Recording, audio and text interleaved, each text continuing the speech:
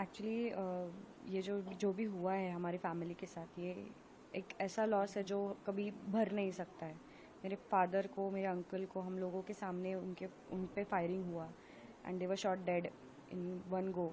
और वो सब होने के बाद उनको यहाँ पे लेके आना, उनके सब रिचुअल्स, जो लास्ट रिचुअल्स थे वो मैंने किए एंड वो इतना अनबेरेबल था कि मैं ज़िंदगी में कभी भूल नहीं सकती। जो भी मैंने देखा, जो भी अभी मैं हम लोग जो भी फेस कर रहे हैं, मतलब लोग आ रहे हैं, हम लोग वो इंसिडेंट के बारे में बता रहे हैं, तो वो क्या हो रहा है, रिपीट कर करके हमें वो, मतलब वो जैसे बोलते हैं ना कि कुछ रिपीट हो करते हैं हम लोग तो वो लर्न हो जाता है, ब्रेन में फिट हो जाता है। तो वो इतना फिट हो गया है ना कि अभी हम लोग आँख भी बंद करते तो वो दिखता है कि जो भी हुआ था हम लोगों के साथ। तो वैसे भी वो बहुत ही इतना दर्दनाक है कि हम लोग कभी उसको भूल नहीं सकते। आपके फादर के बारे में कैसे मेरे फादर कैसे चलता था आपका, उसके बारे में थोड़ा। मेरे फादर बहुत ही, मतलब बहुत ही अच्छे इंसान थे। किसी से भी आप पूछो तो वो आपको वही बताएंगे। आपने देखा भी होगा कि इतने लोग उनसे प्यार करते हैं कि जब हम लोग उनको एयरपोर्ट से इधर लेके आए तो हम लोगों से पहले ऑलमोस्ट 100 से ज़्यादा लोग हमारे घर के बाहर खड़े थे।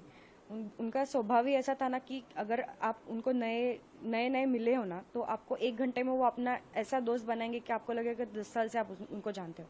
मतलब उनके मेरे एज के भी फ्रेंड्स है, इतना उनका नेचर बहुत अच्छा था। मतलब और किसी को भी हेल्प करो, जो भी तकलीफ में दिखे उसको पहले जाके हेल्प करो, ऐसा उनका नेचर था। तो कभी एक्सपेक्ट नहीं किया था कि उनके जैसे अच्छे लोगों के साथ ऐसा होता है। मतलब हम लोग सुनते हैं ना कि अच्छे लोगों के साथ हमेशा बुरा होता है, वो हमने देखा अपने खुद की आंखों से।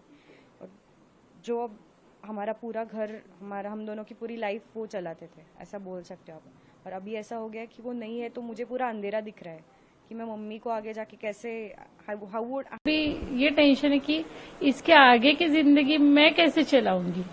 मेरा जो कमाने वाला जो मेरे पति थे वही चले गए, तो मेरे पास अभी इनकम सोर्स कुछ भी नहीं है ना। कौन कौन है? मैं, मेरी बेटी और मेरे हस्बैंड, हम तीनों ही हैं। तो मेरे पास अभी कोई, मैं तो खुद हाउसवाइफ हूँ और मेरी बेटी का कोई जॉब भी नहीं है। तो वो छोटे मोटे काम इंटीरियर के करते थे तो उसी में हमारा चल जाता था, पर अभी वो ही नहीं है तो मेरा घर कैसे चलेगा और मेरी बेटी का भविष्य कैसे चलेगा। और सबसे मेन बात तो मेरी बेटी की सिक्योरिटी मेरे लिए बहुत ज्यादा इम्पोर्टेंट। तो मैं चाहती हूँ कि गवर्नमेंट मेरे लिए मेरा घर चलाने का कुछ मेरा इंतजाम करे, और दूसरी बात तो मेरी बेटी को जॉब दिलाए ताकि उसकी जिंदगी, अभी मैं तो उसको जॉब ढूंढने जा नहीं सकती हूँ और ये अभी खुद इतनी कैपेबल नहीं है कि तुरंत कुछ कर ले, क्योंकि हमारा पूरा एकदम से रुक ही गया ना, पूरा आर्थिक स्थिति हमारा पूरा।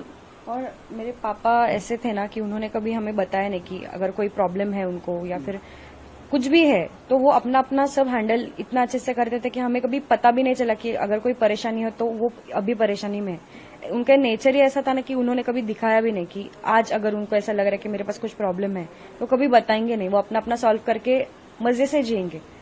तो हमें कभी पता नहीं था कि उनका क्या फाइनेंशियल है। तो आप अभी अपने घर की आर्थिक स्थिति को लेकर परेशान हैं? बहुत ज्यादा क्योंकि मेरे पास वो ही कमाने वाले थे, मेरे पति थे। मैं तो मेरा घर का वही देखने वाले थे।